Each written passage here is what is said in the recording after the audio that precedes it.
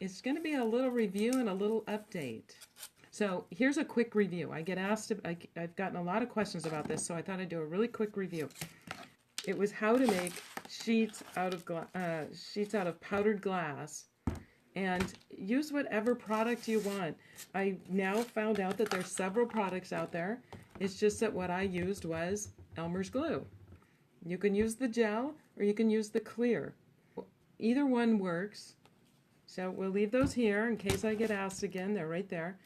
I use a little mixing cup. I use a popsicle stick.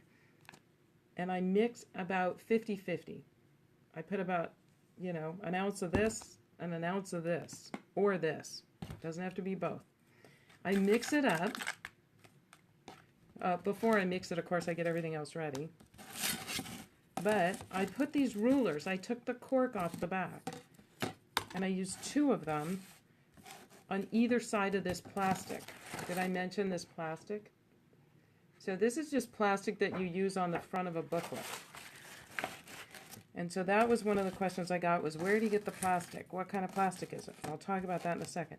So you put your plastic down, then you mix your 50-50 mixture, you dump it out there on the plastic sheet, then you take your 3rd ruler without the cork on the back, and you scrape across it, take the rulers off, take your sheet that's now going to have wet, gluey, powdered glass on there. And so you'll have a whole sheet. It will look like this.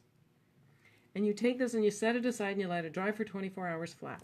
When it's done drying, you flip it over and you peel the plastic away from the glass. If you try and do it the other way, you will tear your sheet glass. Then what I do is mark it with the number. So now I'll always have, know which one it was. I know what it reacts to. So you end up with lots of sheets. That's 1109. This was 147. I cut the number off.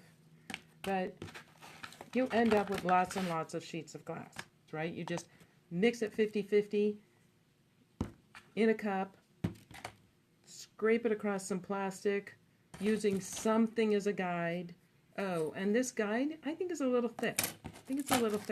So I actually, when I pull across it, I tilt my ruler down really far so it becomes very thin. You end up with lots of sheets, and what I found was it was hard to find the plastic. This, I don't know where I got it, and I don't know where to get more. So what I did notice this morning was I have this stuff. It is like plastic that you get at the fabric store. It's for maybe covering your couch. I don't know, covering your tablecloth back in the old days. But they still sell this stuff, and it's sort of flexible, but it's really thick. So I haven't tried it, but I'm sure it would work. Same idea. Cut out any size square you want, put something to the side of it to, help you guide it. And I really like this ruler as a way to smooth it out. And it takes me 2 or 3 times. Once I had my sheets, I ended up with, what am I going to do with them? So I made some things with them. I took scissors and made little strips, just like this. And you just cut it with your scissors. It gets kind of fragile. And then I just laid them, like I would lay the blue one first, and then I laid a blue one this way, and maybe a green one, and then a brown one. And I just sort of laid them randomly, because when I tried to do a weaving pattern, it became a mess because it kept breaking. So it was very fragile. See, I tried to do this. I was trying to weave, and it kept breaking off. So I just did sort of an every other. Okay, then I just took the little scraps. All these little things that kept breaking. I had tons of little pieces laying around, and I just dropped them on a piece of glass. So both of these were 2 layers of white. I think it was 013.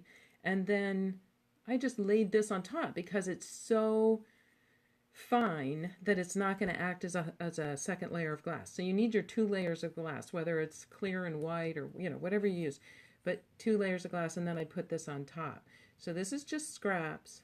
This is a sort of weave pattern. And then this one, I actually tried to kind of design something. And what I did was take this brown and I cut a square just a little bit smaller than my white glass. So I cut a square. Then this blue is this blue, I can tell because there's that square.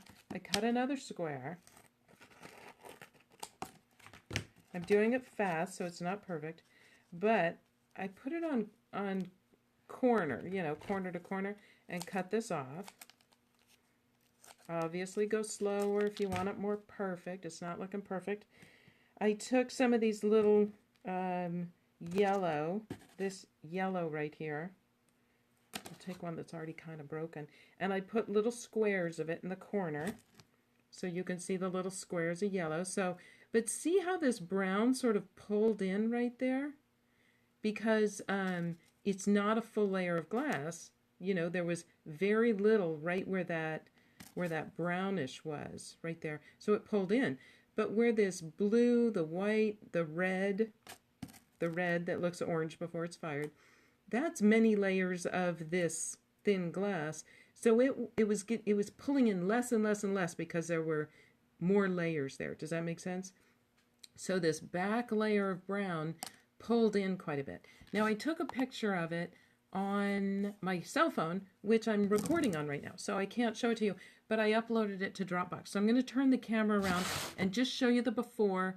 This is that one. I know this is fast. This is that one. Kind of fuzzy, I'm sorry. And this one is that one. So that is a review of how it was made. Glue, cup, plastic, glass, powdered glass, tape,